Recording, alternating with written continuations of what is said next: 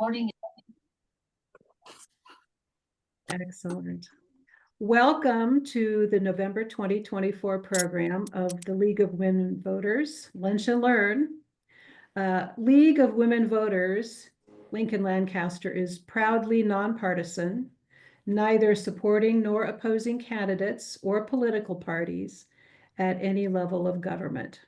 Just wanted to mention that. You'll see that on our website as well. I'm Terry Hendrickson. I chair the Lunch and Learn series. I'm backed up by a committee of wonderful folks who helps plan these for us. To begin with, make sure your audio and video is turned off so we can focus on our speakers. Later on, we are going to be inviting people to unmute if you're recognized by clicking on the button that raises your hand. And for many of you, you'll find that at the bottom of your Zoom screen as an option under React. There's a little heart at the bottom of your screen, at least it's that way on mine. So we're also going to be monitoring the chat as we go along so that our speakers can get some of those questions answered.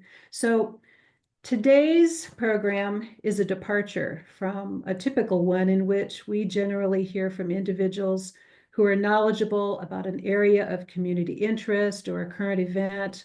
We will have no slides today. We're doing some talking and sharing. Our committee determined that we would depart from our usual format, given that today has us barely 48 hours past Election Day.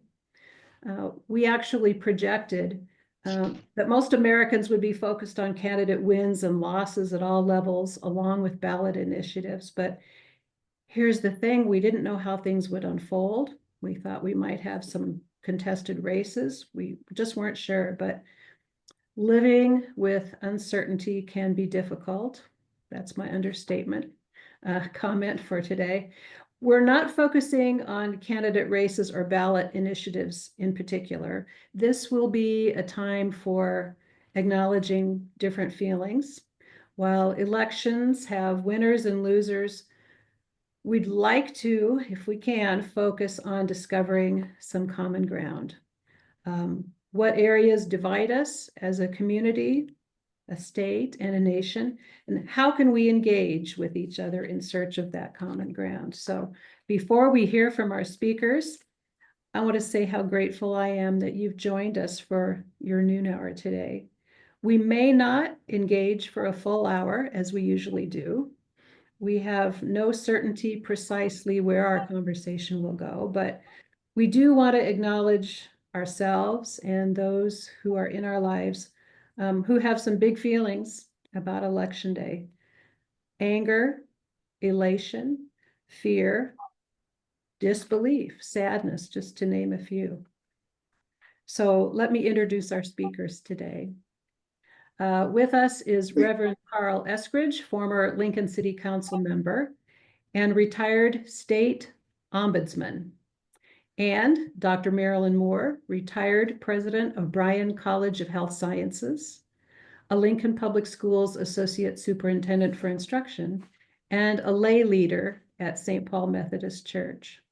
So, Marilyn, we appreciate your willingness to be with us. Would you help get us started, please? Thanks, Terry. I am glad to do that. And I'm glad to be with this community that gathers today. I think one of the things that we've all learned in the last 4 years is that people gather in many ways. Communities come together and meet and support one another in many ways. And Zoom has become a part of our life. And by my screen right now, there are 89 of us that are gathered in this community. So we must have a need to be with one another. And I think that is such an extraordinarily healthy need, and good to honor that and good to act on that. I was noticing in the last 10 days or so before the election, the number of articles that came across my electronic inbox. Almost none of them in print materials that I received, but lots of electronic articles acknowledging and addressing the stress that probably many people were experiencing. And sometimes with 5 helpful suggestions on how to deal with that, or 10 helpful suggestions, or in some cases, several pages of helpful suggestions.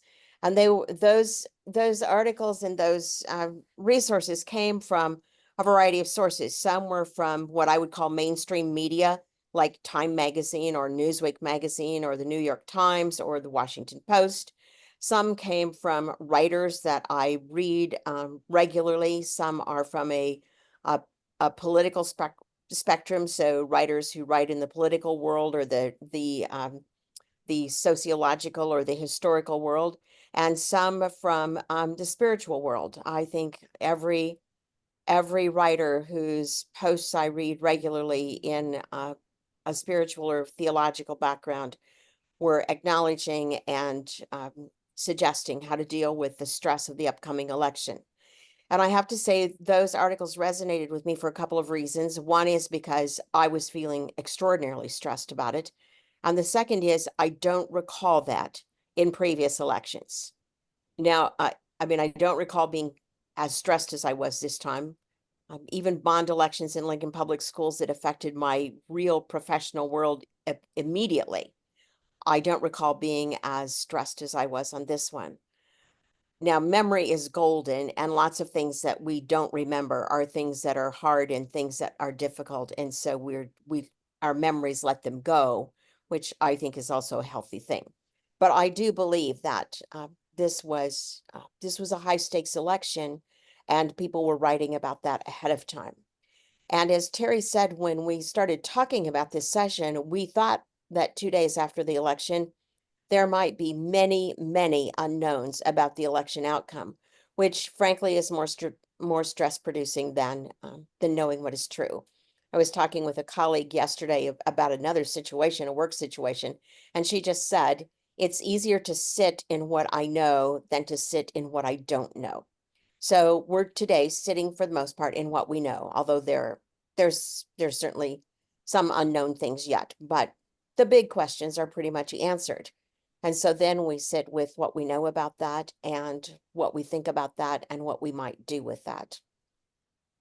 One of the things that I noticed from all of those articles about dealing with your stress about the election is that they tended to have some things in common, things that I think were helpful before the election and things that are still helpful today, including things like caring for yourself. Whatever it is that is self-care for you, it's okay to indulge in that for a bit. I've spent more time outdoors than I usually do because I find that incredibly helpful.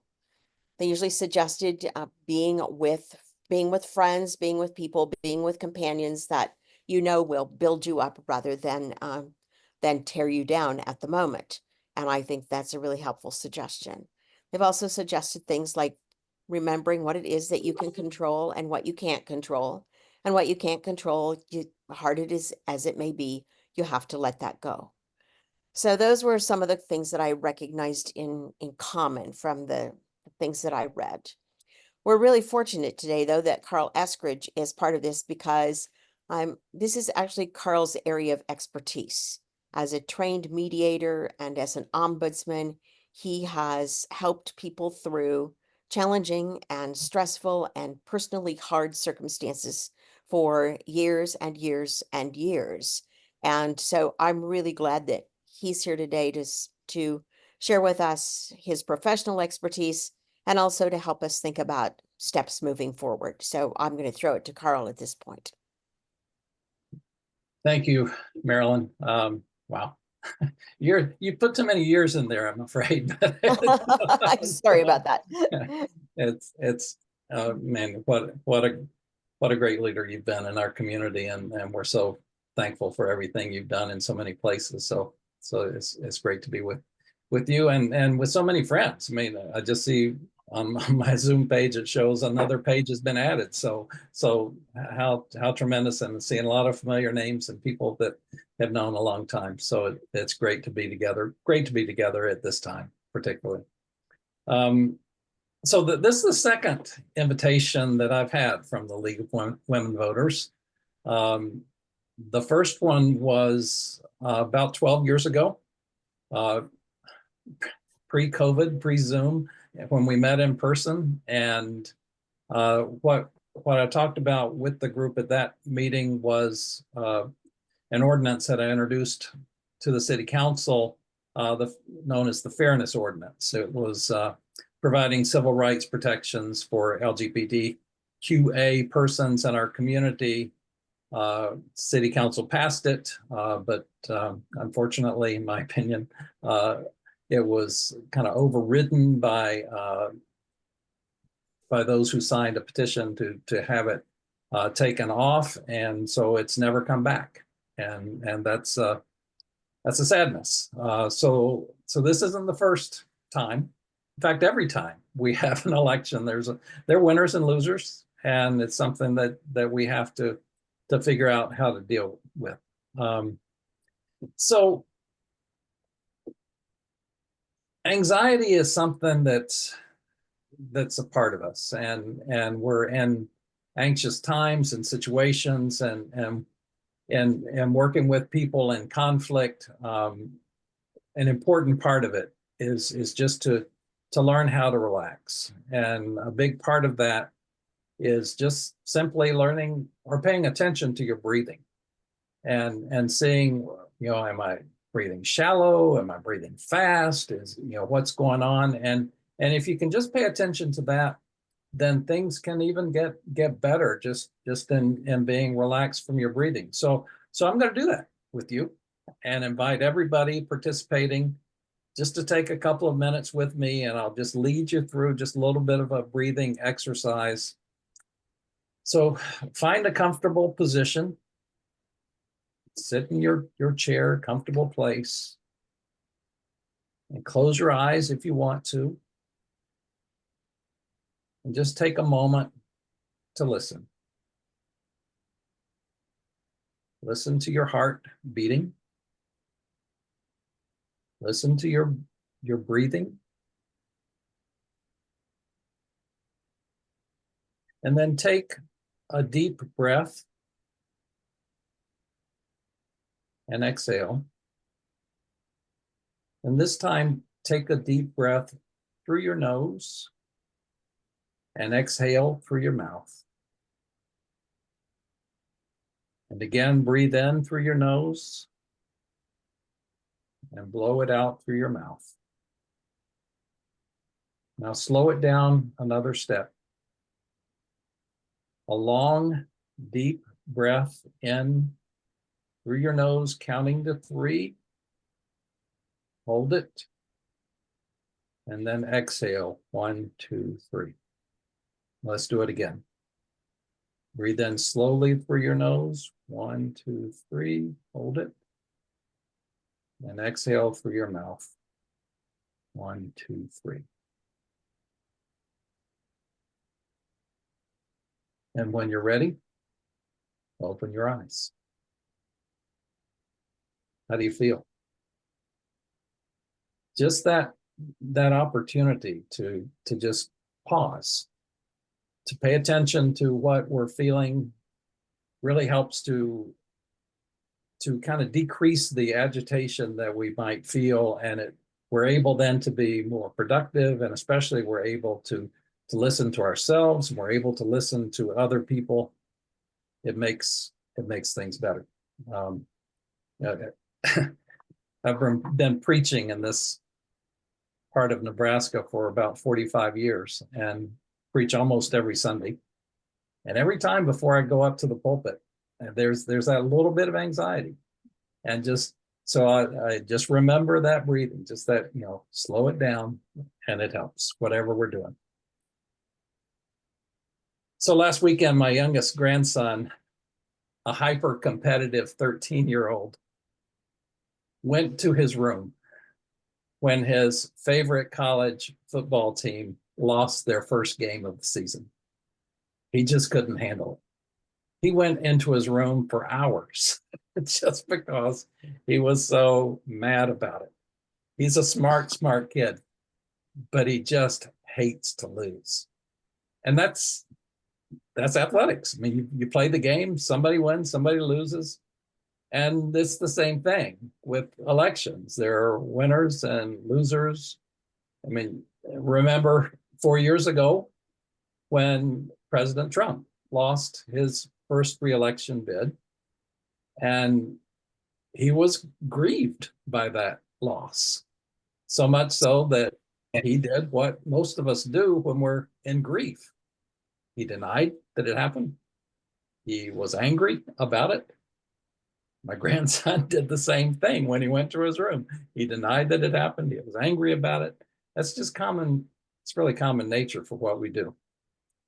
So if there's anybody here, and there might be, who is struggling to accept something that might have happened in the election results Tuesday, if you're feeling angry about it, or if you're just denying that it happened, just know that's normal. Those are normal responses. And when we experience grief, when we've lost someone, all those kinds of issues, that's the way life is. So the important question really to ask ourselves is, how are we doing? How are we doing, and how do we move forward? Elections are hard. 8 of my favorite years, of many good years in this community, were spent on the Lincoln City Council. And the fact they were so good, I considered going for another 4 years, which would have taken me really to retirement. But I had the opportunity to become the state ombudsman, and you can't serve an elected office and be the state ombudsman. So after 2 terms, that was it. But also Janet, my wife, she kind of put her foot down too, because she knew the challenges that it presents on the family to have to go places, and especially the challenges of that election as a candidate. Marilyn talked about her experiences with school bond issues and those things, and how you're invested in them. So elections it's almost like another job. You know, you're doing the office, you're doing your day job. All of these things are going on, but that election is a part of your life, and it can really consume your life, and you become competitive, and you're it's kind of the opposite of the breathing thing. You become, this adrenaline is fueling you, and you don't sleep that well. You're up early and you're up late, and all these things going on, and it impacts you. And so the 2 times I ran right after the election, Jan and I just took a week and went away somewhere, and just, really kind of found my soul again. And that's, I think that's important. And it's not only candidates, it's, I think, all of us trying to rediscover our soul again. And a good friend of mine, a guy by the name of Jim Rigby, is a Texas preacher. He's a deep thinker. He's a philosopher. He's a shaman. He's an incredible guy. And he writes a daily blog. And yesterday's blog was reflecting about some words that Arthur Ashe, the tennis great, had for instructing us in our losses. And Arthur Ashe, who was this amazing tennis player, first African-American tennis player really to win the U.S. Open, and to be on the to win Wimbledon, and all these events that he had done, tremendous life. He said, in dealing with loss, start with where you are, use what you have, and do what you can. So first, start where we are. When you're hurting, we have to pay attention to our wounds. You name the feelings, you describe the hurt, you feel the hurt.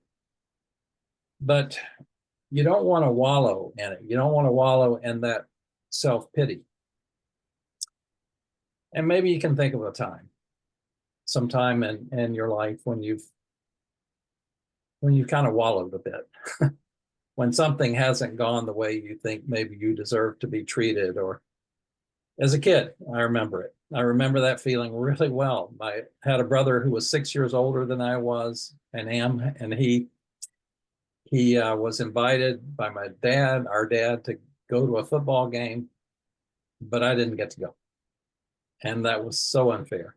And I can still remember where I was in the house and what happened and the feelings I had of being hurt.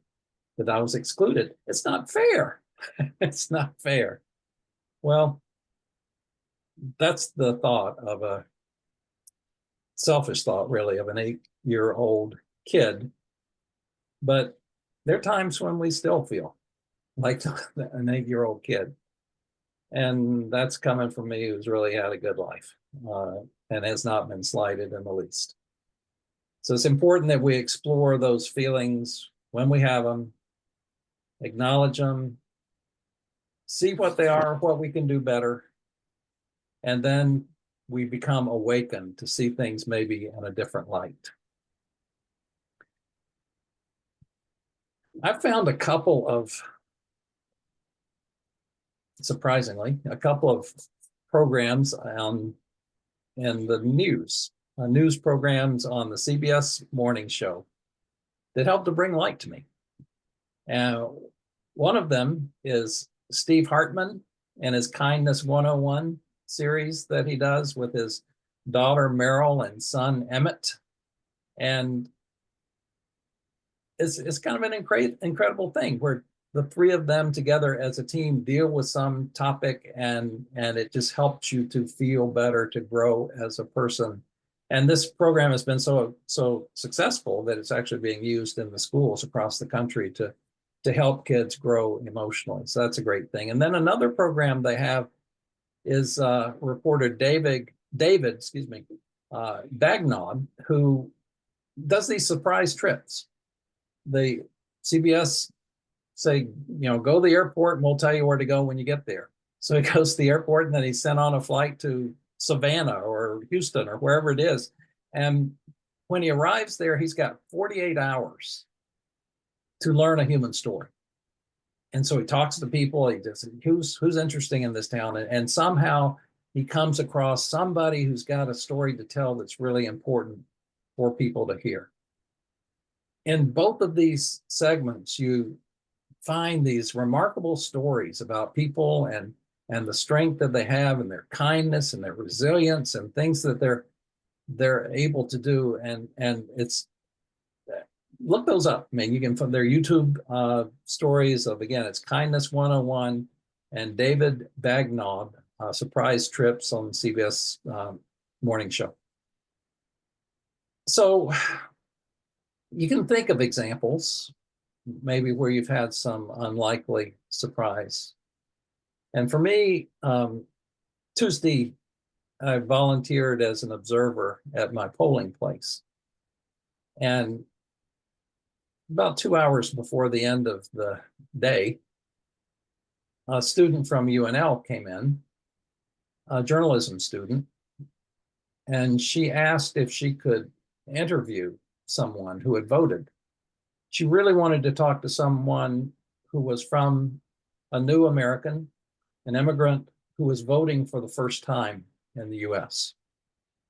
And checked it out, and it was okay for her to do it if she wasn't in the polling place exactly. And so we found a separate place where she could be. And she waited for about an hour until finally it looked like a good person for her to talk to was coming through. And it was a couple, a man and a woman. And they both went to vote together. It took the man about 15 minutes to vote, but the woman took 30 minutes at her booth to vote.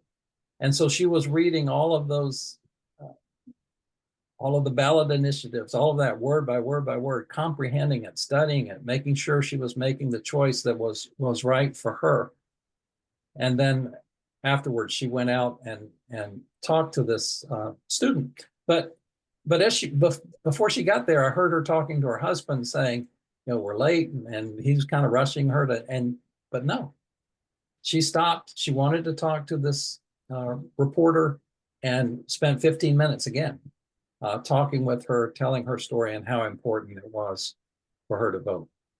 I thought that was an incredible thing, just to, there's been a lot of talk in this election about the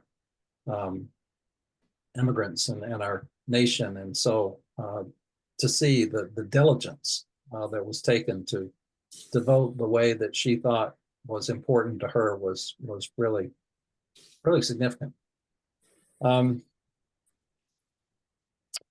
So when I think about this election, I think about my daughters, I think about my granddaughter, I think about my sister, I think about especially a lot of the women in my life and some of the pain that they're feeling. And I mean, women have held every office in this nation, state, but one. And we have never had a president. It came close in 2008. It came even closer in 2016. And this year, in fact, there were the runner-up in the Republican primary and then in the general election were both women of Southeast Asian heritage, interestingly.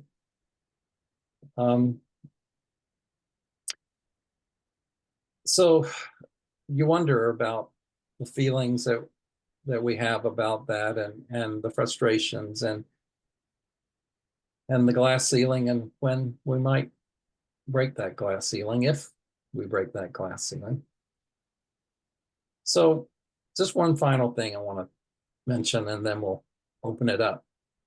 It's about Ruth Bader Ginsburg, the tiny but notorious RBG, and who was such a giant on the Supreme Court. And there are a couple things that we remember about her. One of them is the surprise that her closest friend on the Supreme Court was Justice Scalia, the polar opposite of her in every way imaginable. And yet somehow those two connected at a personal level that was really significant for both of them.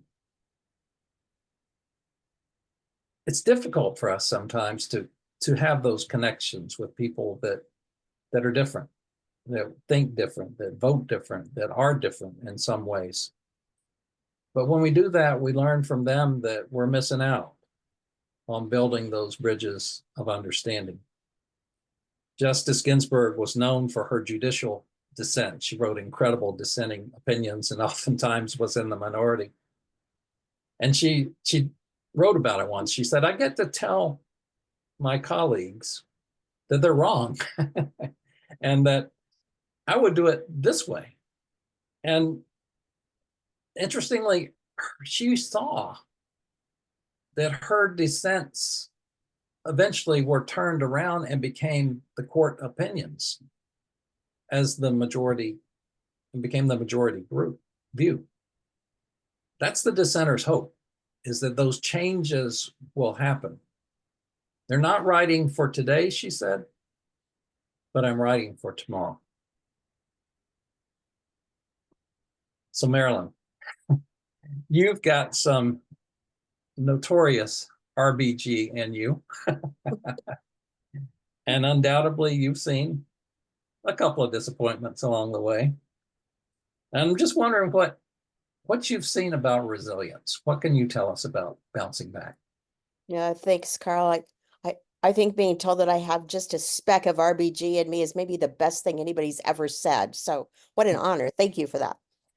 Resilience is it's an interesting quality. And I've been remembering, as we've talked about that word, the research on resilience in kids that I read about a number of years ago.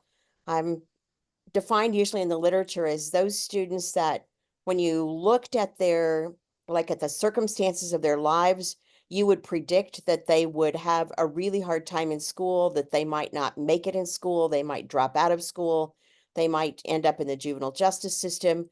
And instead, they flourished and they did well and they finished school strongly. And here's what the researchers learned about that there were those students that demonstrated that resilience, that lived that resilient life.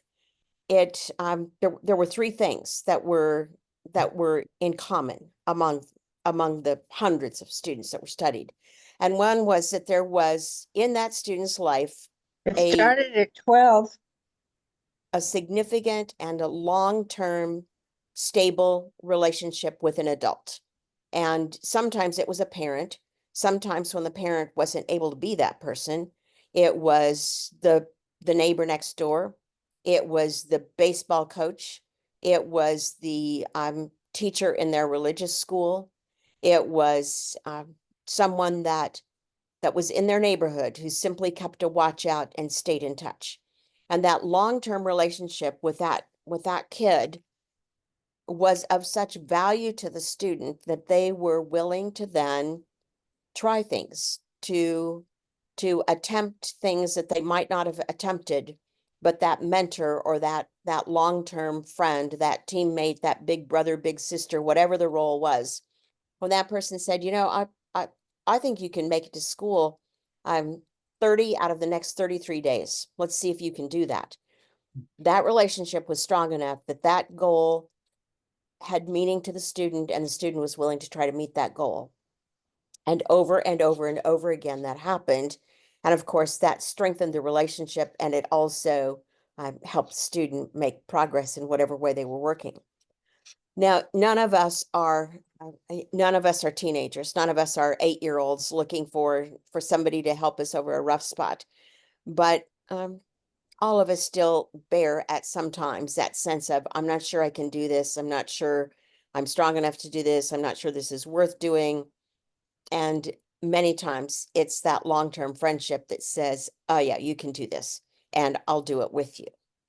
One of the interesting things that I think is very relevant to today and relevant to all of us at all stages of our lives is that a contributing factor to resilience is also engaging in something that is bigger than yourself. So the student and that significant adult, whoever it was, did something that contributed to a better neighborhood, a better school, a better community. It might mean that they picked up litter in the city park once a week. It might mean that they helped at whatever the equivalent of Matt Talbot Kitchen and Outreach was in their community. It might mean that they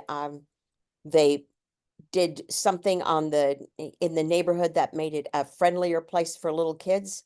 It might mean that they looked out for people that looked like they needed help carrying their groceries home and they helped them. But in some way, that significant adult challenged that young person to look beyond themselves and to make their world a better place to live. And when you're 8, your world can be pretty small. When you're 48, your world can be pretty small, or it can be getting bigger. And when you're in your 70s, as I am, and I suspect by some names here, other people on this screen also are, our world can feel small, but our world can also feel large. On that sense of doing something that is beyond ourselves, seems to me to be an important quality for all of us in political disappointments, in life disappointments, in relationship disappointments. It gets us out of our own wallowing, as Carl mentioned earlier, and moves us forward. And one of the things that has come across my screens in the last couple of days is a wonderful piece written by a woman named Venice Williams, who wrote this for the Milwaukee Neighborhood News. And she's identified as a community stalwart. And I don't know beyond that, but I think her words are really wise, and they speak to resilience a lot. She says, you are awakening to the same country you fell asleep to, the very same country. Pull yourself together. And when you see me, don't ask me, what do we do now? How do we get through the next 4 years? Some of my ancestors dealt with at least 400 years of this under worse conditions. Continue to do the good work. Continue to build bridges, not walls. Continue to lead with compassion. Continue the demanding work of liberation for all. Continue to dismantle broken systems, large and small. Continue to set the best example for the children. Continue to be a vessel of nourishing joy. Continue right where you are, right where you live into your days. Do so in the name of the Creator, who expects nothing less from each of us. And if you are not continuing all of the above in community, partnership, collaboration, what is it you have been doing? What is it that you are waiting for?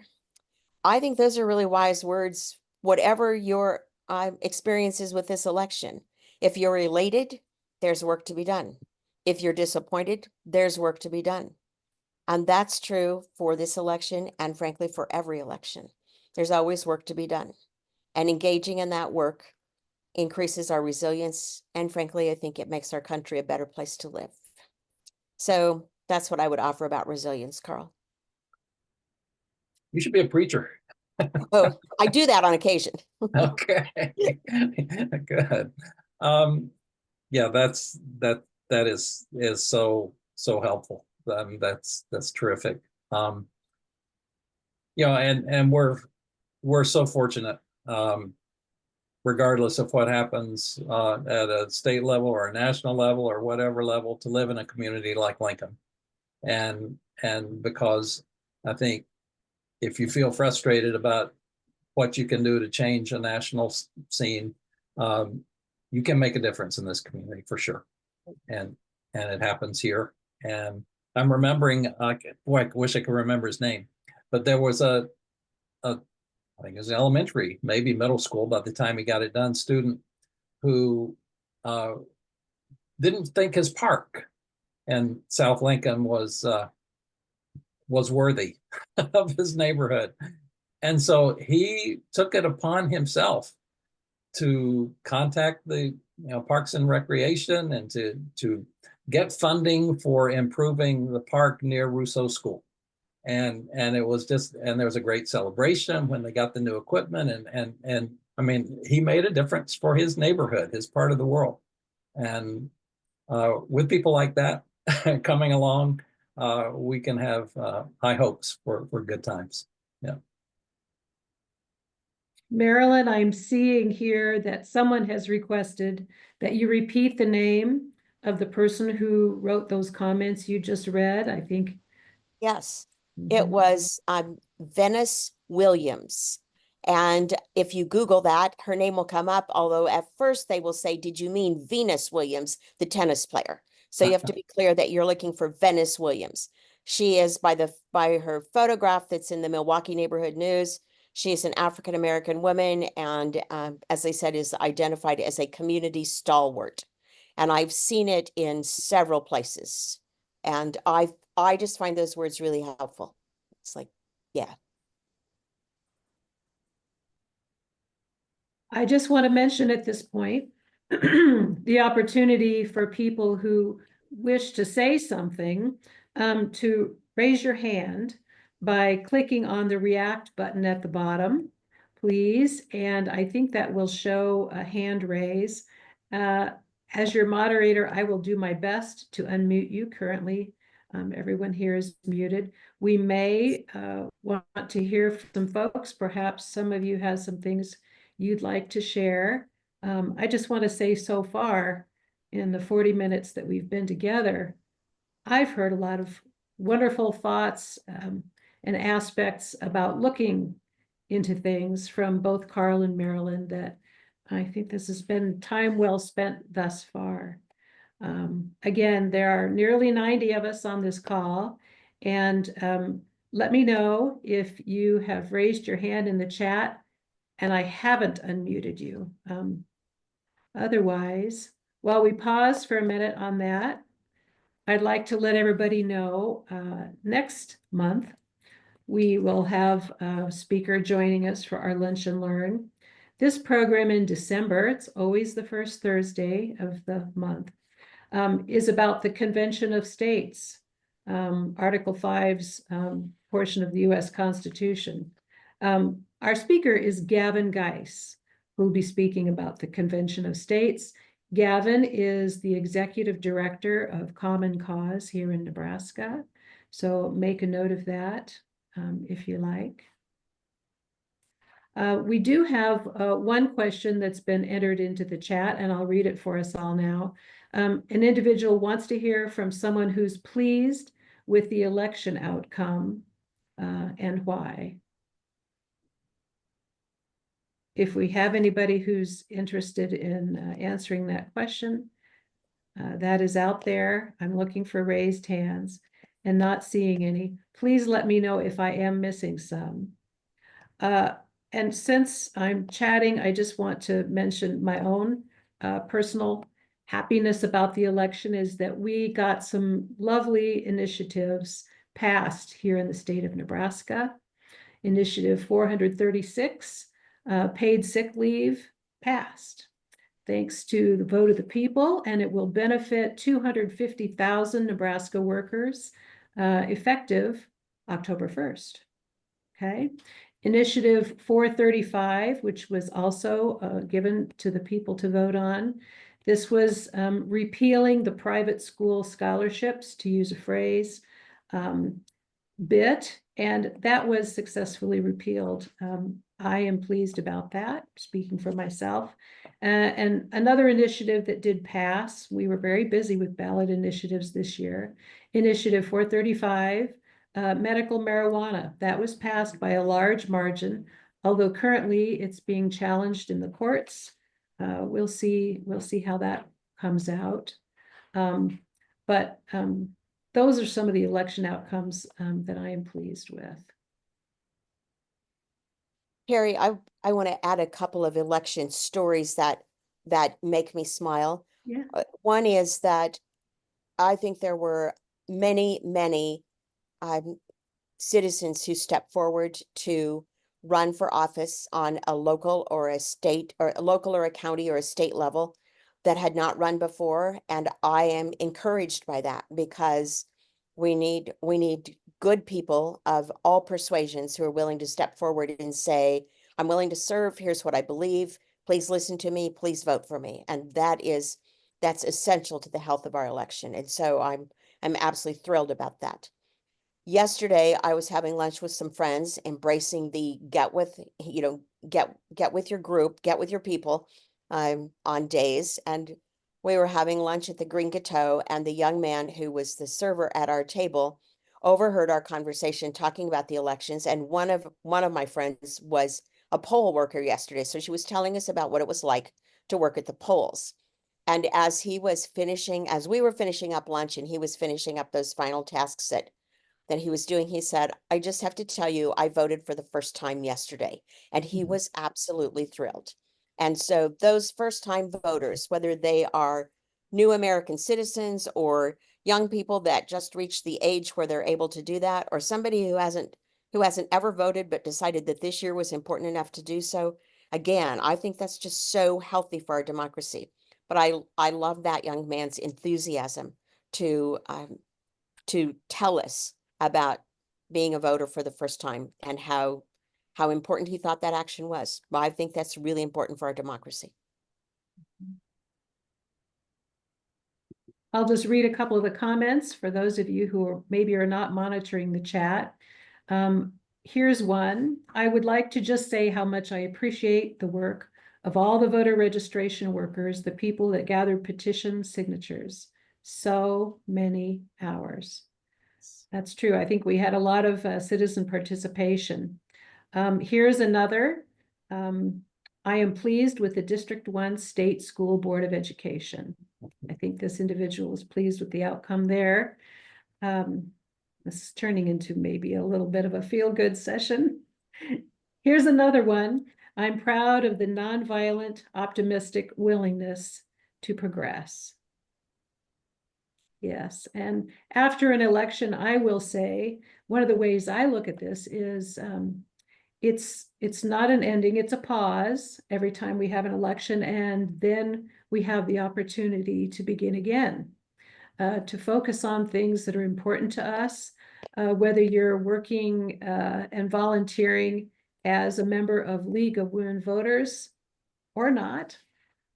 The salvation of the state is watchfulness in the citizen.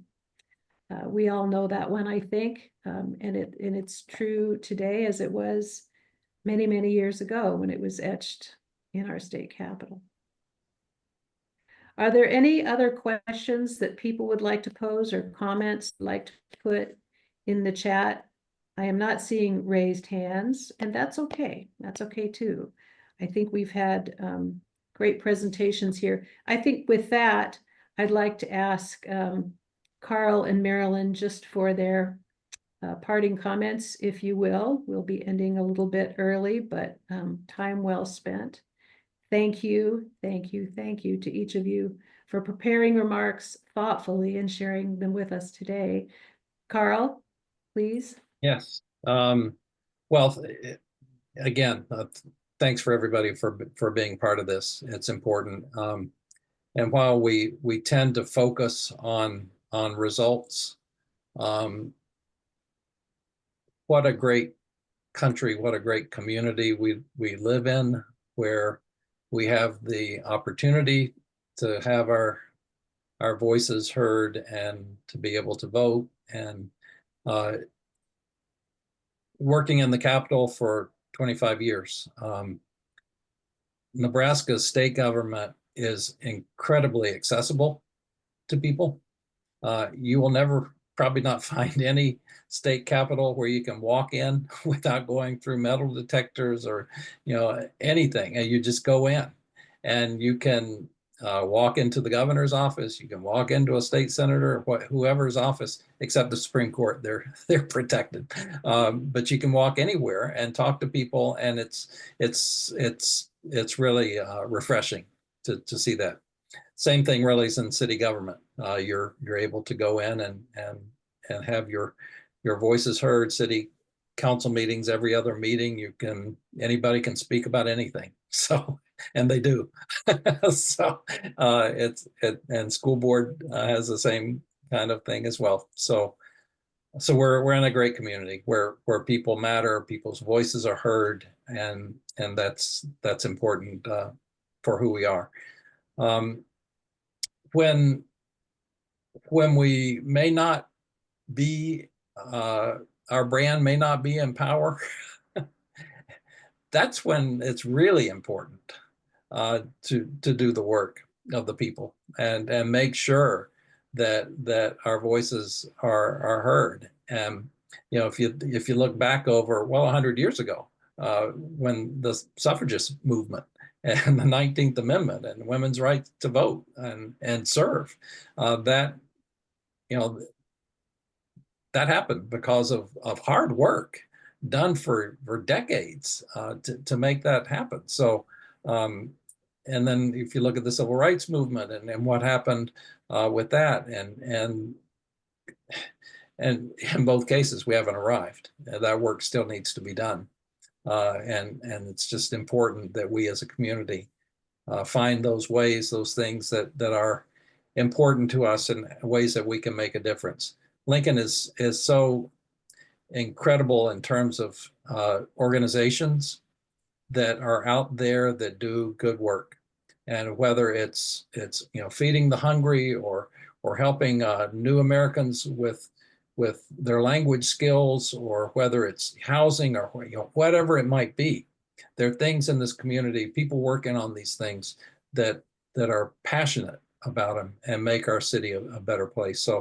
So it's not always the results. It's kind of the process and the kind of community we can make. Marilyn, do you have any final words? Just add a few words to what Carl had to say. I was at the groundbreaking at Mahoney Park in Northeast Lincoln about 10 days ago for what will be Lincoln's first totally inclusive playground for children and adults of all abilities and all disabilities. And that came about because one mom wanted a better place for her child. And she spoke to another mom who said, I want that too. And let's call our city council rep. And they did. And over the period of several months, probably more than a year's worth of months, meetings were held, funding was sought, a plan was made and finally approved, and the ground was broken. And that new playground will take shape next spring. And that's the kind of work that local folks, moms and dads and teachers and neighbors and preachers and lawyers and typists, well, I guess there aren't typists anymore. Well, you get the picture. It's the type of thing that can happen in this community when somebody has a good idea and finds other people to join with them on that good idea. And it is really encouraging and wonderfully illuminating about what can happen. So I think sometimes I think of my own political activity as kind of being pushing back, but I also need to remember and want to encourage the work that pushes forward, that identifies an issue, figures out a potential solution, gets together a group of people, and we see a playground, or we see any one of so many things that makes this community wonderful. That can happen at the state level too. It's a little harder just because it's bigger. And the players aren't our neighbors. We don't know them all, but that's what being a watchful citizen is. And so in the Facebook post that I wrote yesterday about the day after, I said, you know, there are all kinds of roles that one can play as a citizen. And one of them for me is to be watchful and to be outspoken. So I will watch, I will speak, I will testify, I will write letters, I'll contact representatives' offices. I'll encourage people that are in office doing work that is consistent with the values that I hold, because I think people need to hear that their work is appreciated and not only that that it is being criticized. So there's a role for all of us to play to make this community and to make this country what it wants to be. And I commit myself to time spent doing that, and I invite all of you to do the same. Wonderful. Uplifting and encouraging. Thank you, Marilyn and Carl. We appreciate your words very much. A wise counsel. Pardon me. We will hope to see you all the first week in December for our next Lunch and Learn. So for today, thanks again for joining us, and we are adjourned. Thank you, everybody. Take Thanks, care. everybody. Have a good afternoon.